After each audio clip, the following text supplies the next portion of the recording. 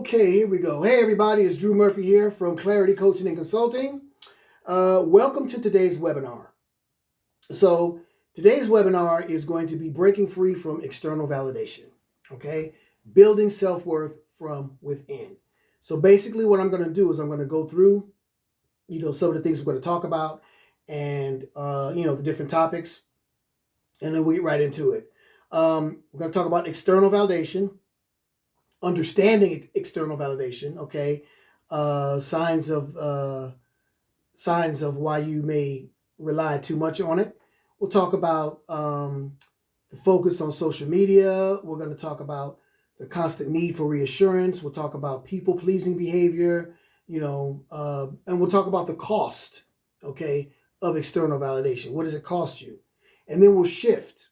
We'll shift to internal self-worth. We'll talk about what self-worth is versus self-esteem.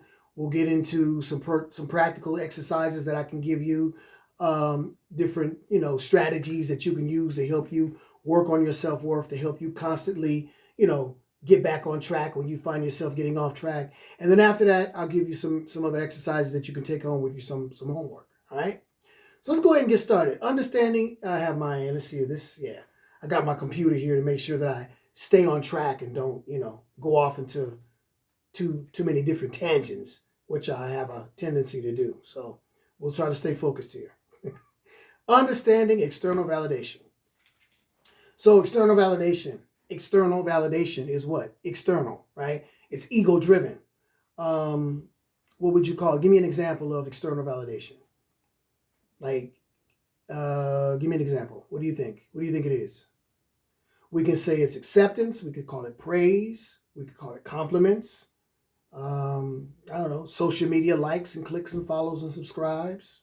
Okay. Grades, promotions, other people's opinions. All of that is external. All of that is from the outside coming in. Okay. And that is basically what external validation is. And the ego feeds off of that.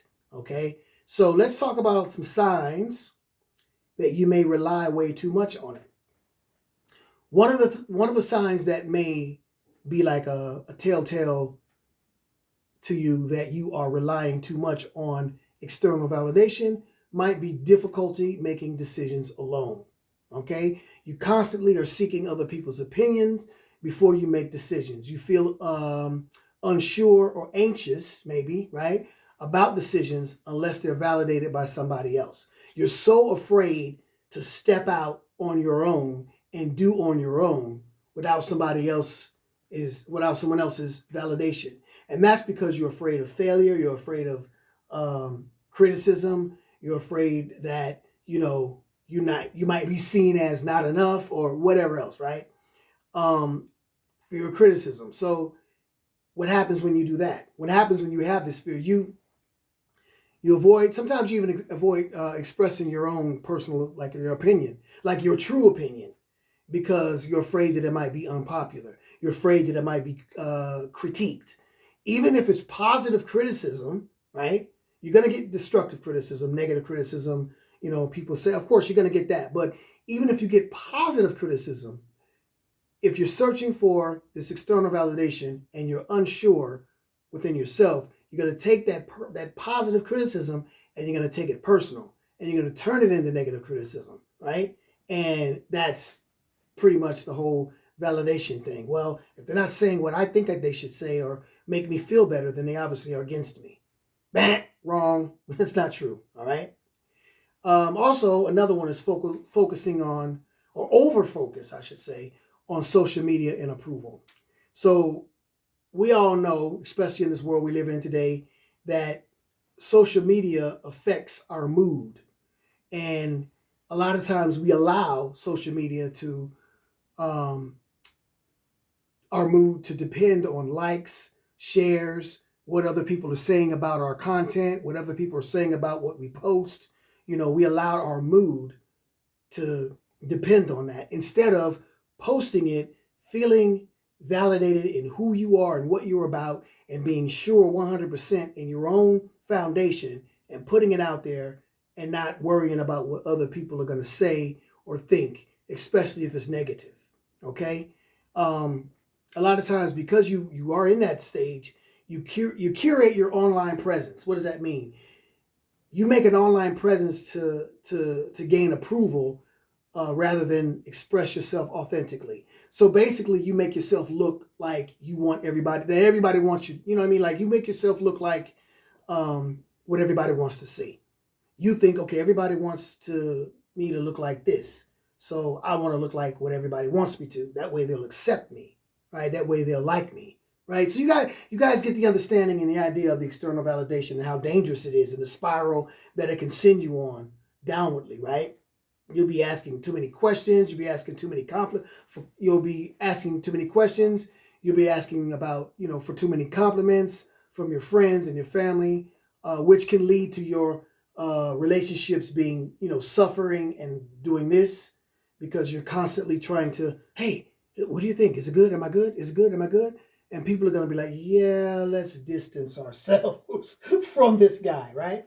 So, and you struggle to feel good about yourself unless somebody reassures you. Okay. So what is the cost? What does it cost for seeking external validation? Now that we understand what it is and some of the ideas and examples of it and some of the attributes and attitudes that we exhibit, when we're in that zone, what is the cost of staying in that zone? What is the cost of it? Well, first of all, it affects your mental health. Let's just be real. Mental health is a big thing. And nowadays, a lot of people are talking about mental health, and it's a lot more prevalent, and it's a lot more, it's more of a main dish on the table now than it was before, like years ago when I was young, right? I grew up in the 1900s, and mental health was none of this stuff that we're talking about now. It didn't exist. It wasn't on the table for discussion, right? When I was a kid. Now it's starting to become a bigger thing and a better thing to discuss our mental health, which is very important, very, very important. So one of the costs of your external validation journey or your external validation thirst is it'll affect, like I said, decision making and relationships, but your mental health. Okay, you will seriously start to doubt yourself, and you will start to move in ways that is not you, because you're so afraid, you're so insecure and so worried about what other people, not just what they're going to say, but whether or not they're going to give you that drug of validation. You can't make a decision, right? That's going to affect your relationships, your husband, your wife, your daughter, your brother, whoever, your coworker, right? And then what happens then? You fall into what they call the trap of perfectionism. Okay, fear of failure, trap of perfectionism. Everything has to be perfect, so you're afraid to fail. So what is the trap of perfectionism? The trap of perfectionism is basically, instead of, if it's not perfect, I won't do it. Instead of just doing it and let the chips fall where they may, it has to be perfect. So you'll procrastinate. You won't put it out. You won't. For example, this webinar. Let's take this webinar for an example. If I was to fall into the trap of perfectionism, I would not just put the webinar out. Obviously I'm going to do my best. Obviously I'm going to put my best foot forward, and I'm going to put the facts out, and I'm going to, express myself authentically and do everything I can to the best of my ability. But if I go through it and I go, oh, it's not perfect, I should have said this instead of that, then I won't put it out, and people won't get to see it, because it has to be perfect. It has to be perfect. There's no such thing as perfect. Just put it out. Just put it out. Let the chips fall where they may. Because if you fall into the trap of perfectionism, what's going to happen is you'll never do anything. You'll never have any productivity, right? It'll never happen. Procrastination will take over, and you'll have all of these tasks, all of these things that you want to do, all of these ideas, all of these creative, things that you could, do, but you won't do them, and they'll just sit around, and you won't be productive because you're so afraid that whatever I produce is not perfect, and you'll fail, and you'll be afraid to fail. And then, here we go, downward spiral, right? So that's the trap. Now, personal reflection. When you let external validation, well, let's do like this. Let me ask you a question.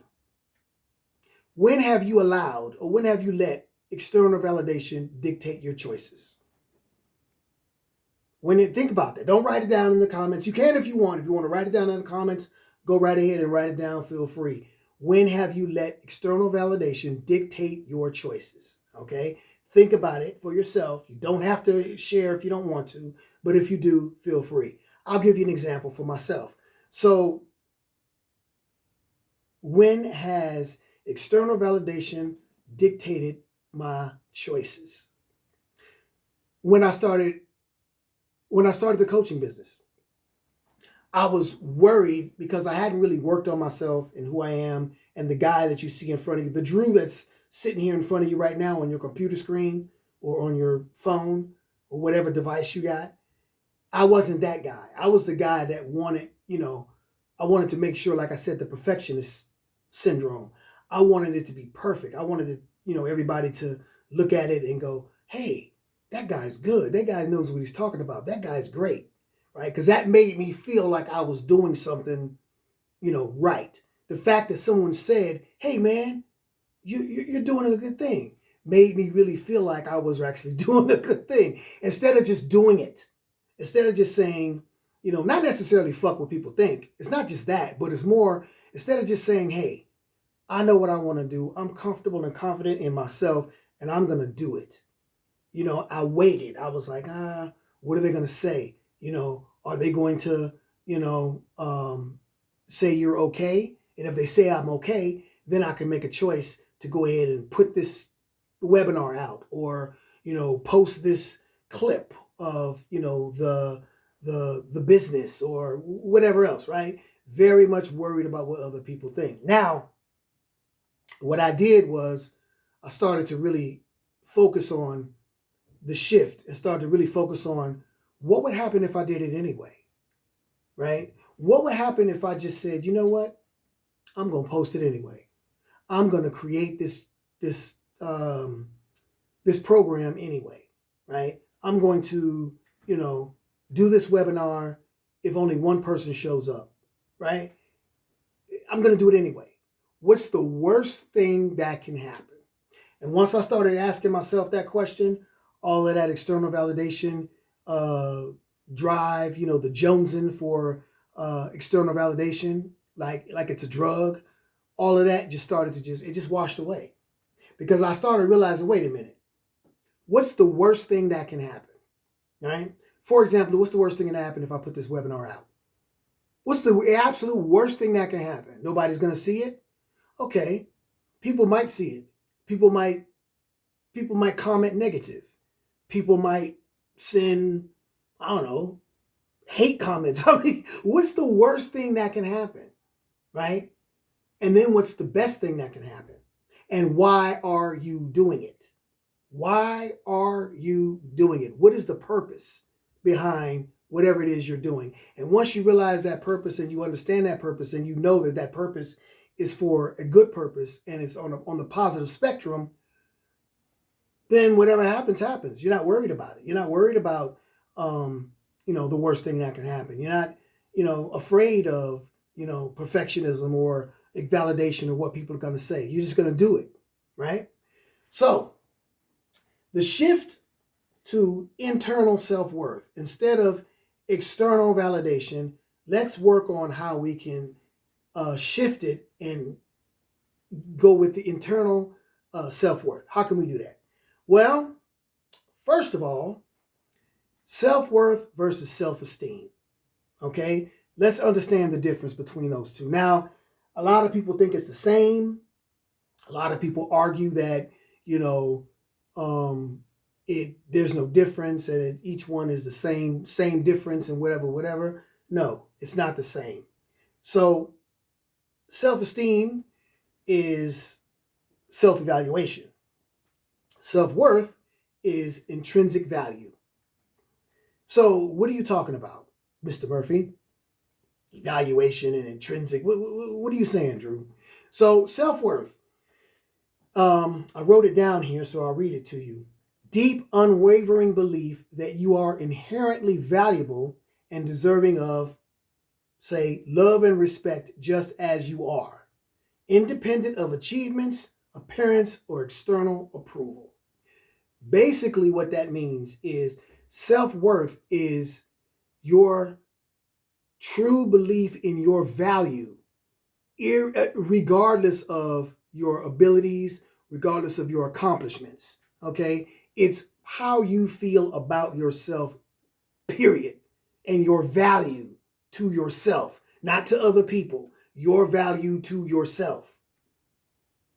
Does that make sense? I hope that makes sense. That's what self worth is. Okay, self esteem is self evaluation. You're evaluating yourself. You feel how you feel about yourself based on your abilities, and it can fluctuate depending on life circumstances, achievements, external setbacks, external feedback, whatever. Right?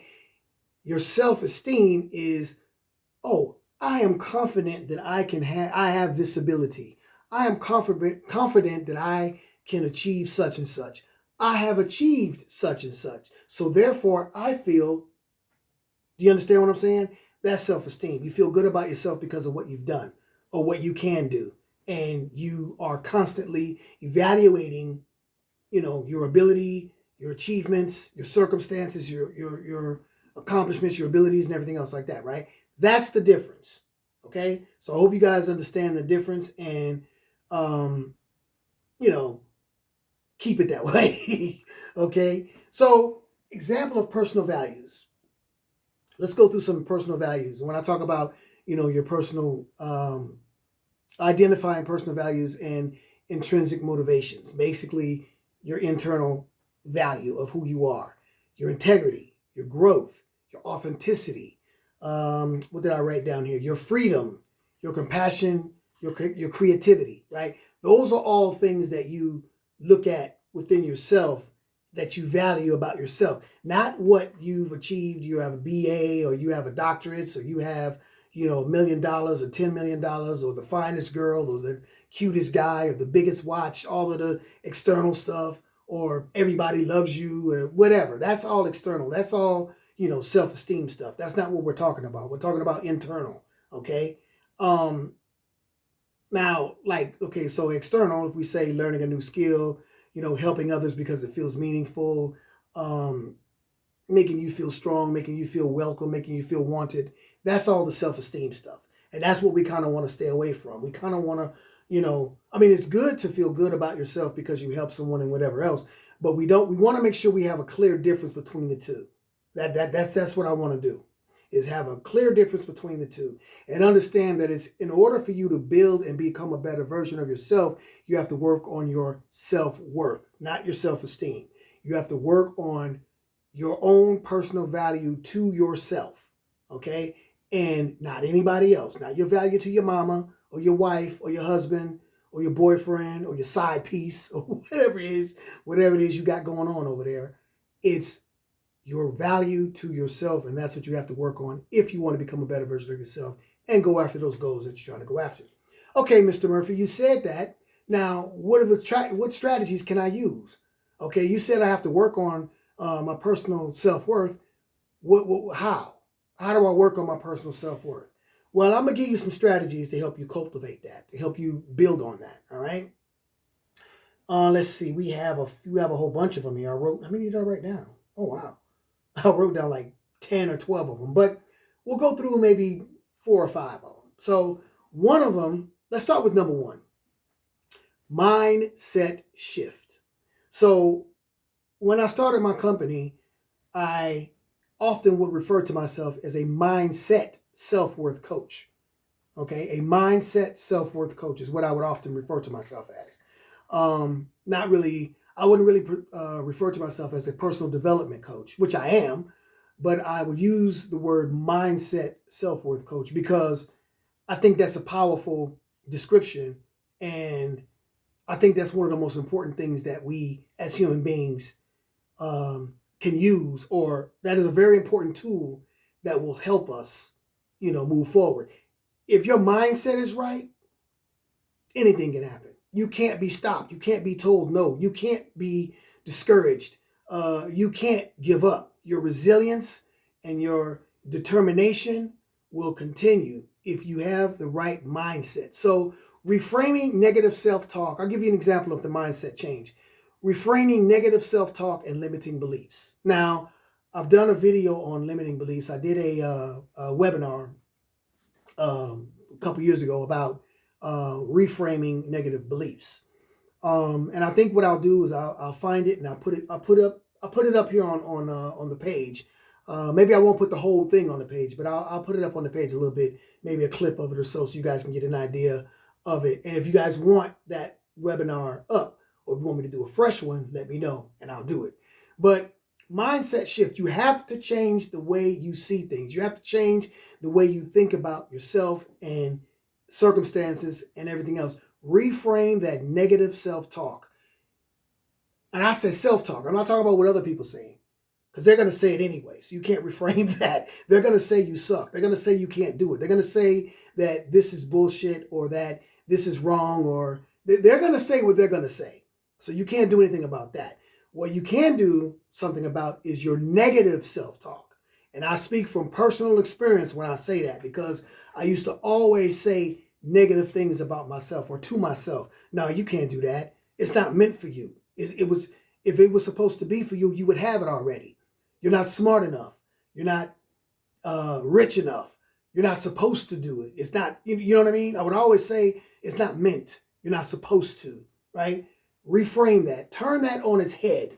Instead of saying, I'm not supposed to, or I'm not meant to, say, I don't know how, but I want to learn, and I'm going to learn, right? Whatever it is, whatever limiting beliefs that come up in your mind that tell you that stop you from actually making that decision or making that choice to do that, turn it on the opposite. Whatever it is, you opposite.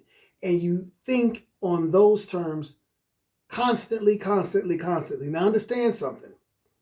This is a marathon, not a sprint. So it's not going to happen, boom, tomorrow, right? It's going to take gradual time, right, in order for you to shift that mindset, because you have to work on, unthinking the negative that you've had following through your life for so long.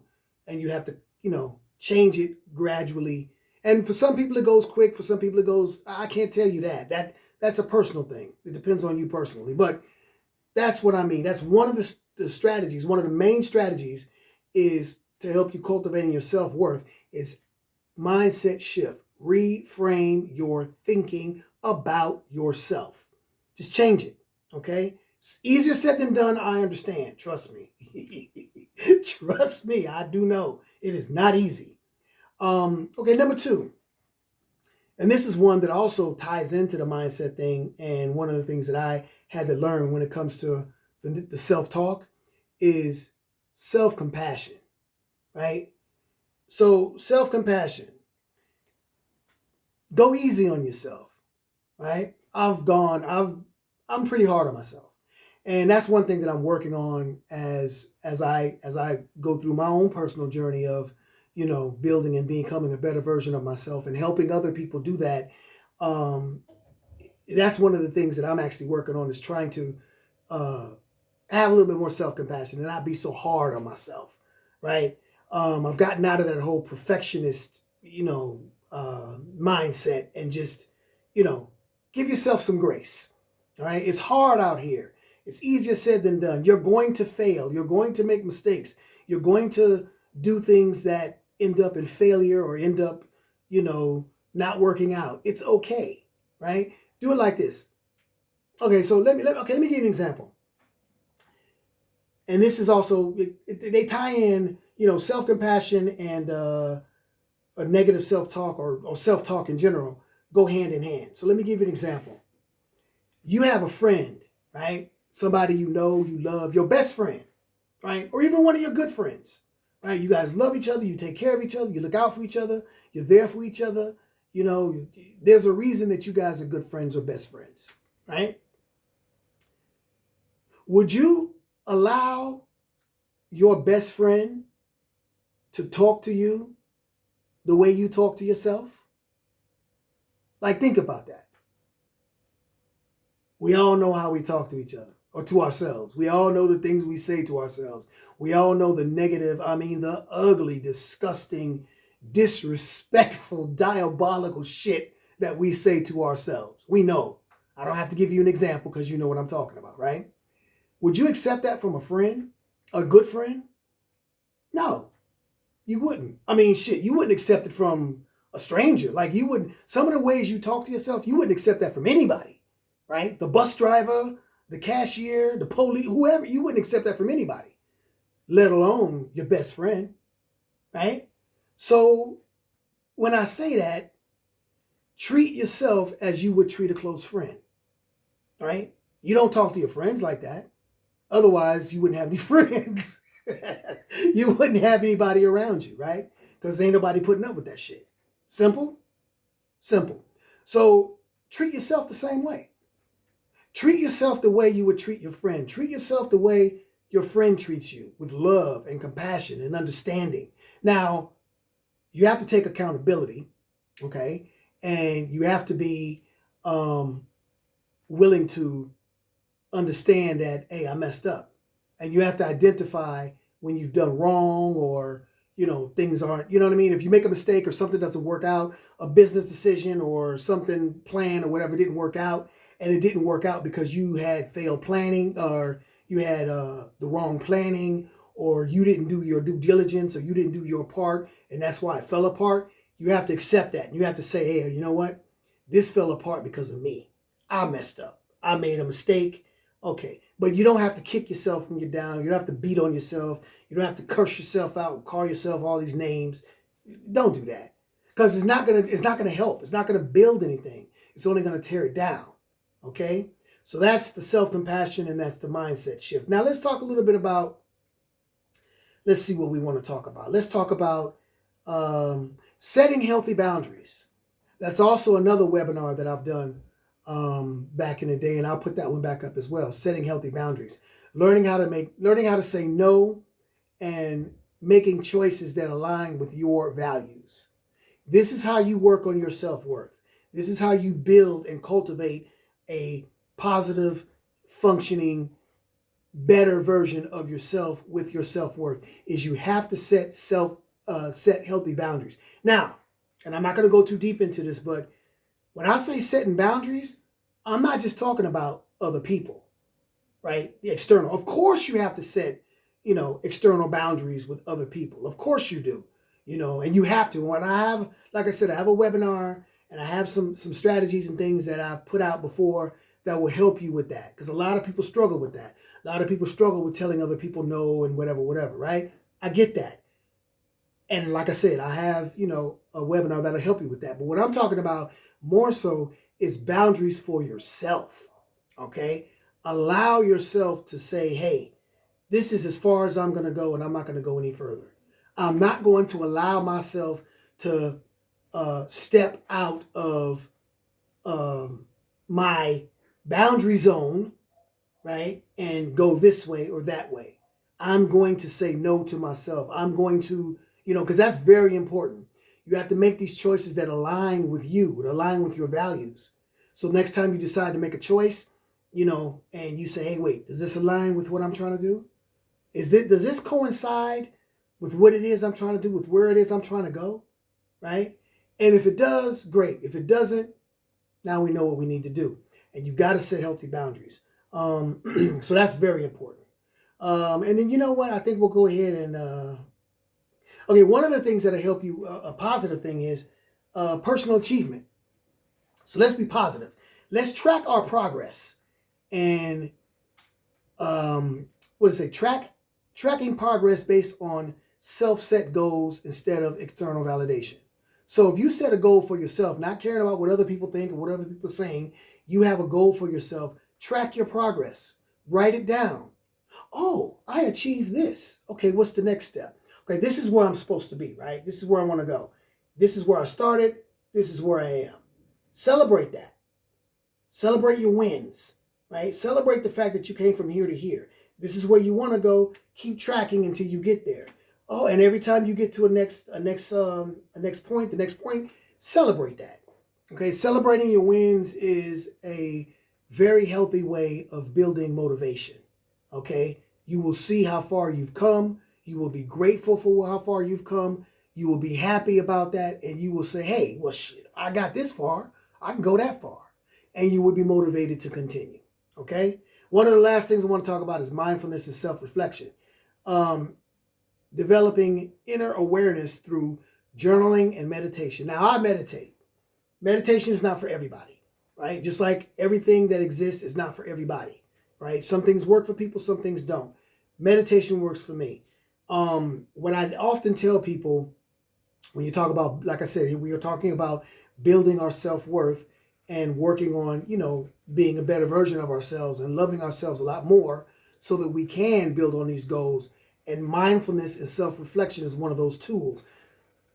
Meditation is one, right? A very important one. Now, what I often tell people who are new to meditation or don't understand it or say that it doesn't work for them, I say this. I say, okay, and I learned this actually from Russell Simmons. You don't have to meditate for 2 hours a day, right? You don't have to start off with all the music and the om and hold your body in certain poses and yoga and all of that. You don't have to do all of that. Start small. Instead of saying, I'm going to meditate, I'm going to meditate, I'm going to meditate, just find a quiet place in your house. Start with that. Everything that builds up to this part, remember we want to get here and we're here, we started here and we're here. It starts with a small step, one step, right? So instead of thinking about meditation on a grand scheme, think about it as simple. Find a quiet place in your house or your apartment. If you live with someone, like for example myself, my wife and I, we live together. Obviously, we're married. She has her quiet place that she goes to, which is her studio, where she paints and does her thing, right? She goes downstairs and she's in her studio, and that's her quiet place, right? I have my quiet place. My quiet place is my bedroom when I wake up in the morning, or the office that you see me sitting in right now. Just find a quiet place and sit still. You don't have to think about meditation. You don't have to you don't have to do all that. Just find a quiet place to sit still, even if it's just for 5 minutes. And start with 5 minutes. That's self-reflection and mindfulness. It'll put your mind in a certain space. You will become mindful of who you are in the here and the now, right? Just be here right now. Reflect on yourself, but reflect on right here, right now.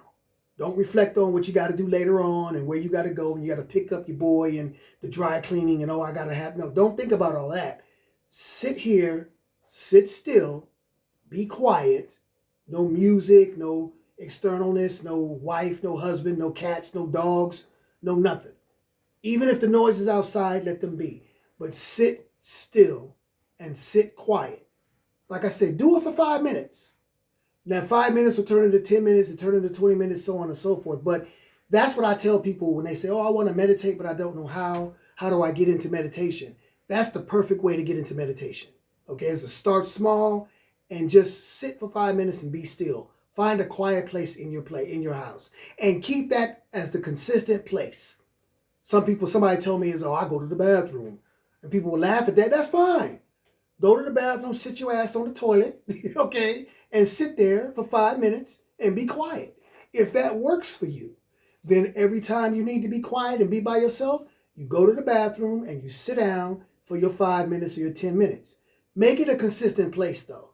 I think that helps with the whole continuity of it all. All right.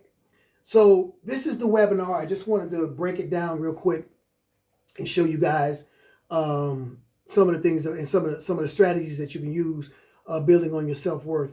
We'll talk a little bit more about overcoming challenges and staying committed at another time.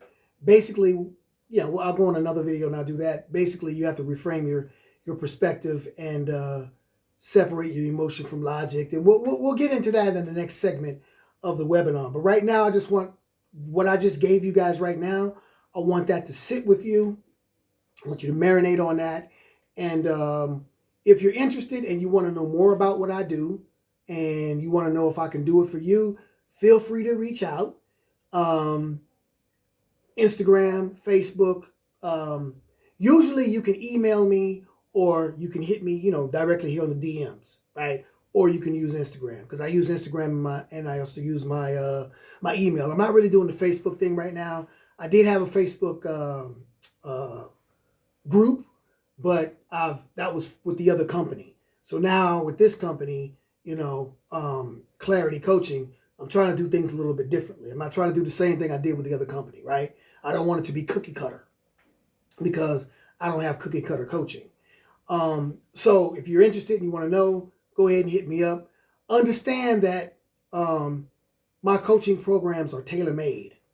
All right, like it's not like other coaches where it's cookie cutter coaching and they take program B and give it to everybody else. That's not what I do. Every person is unique.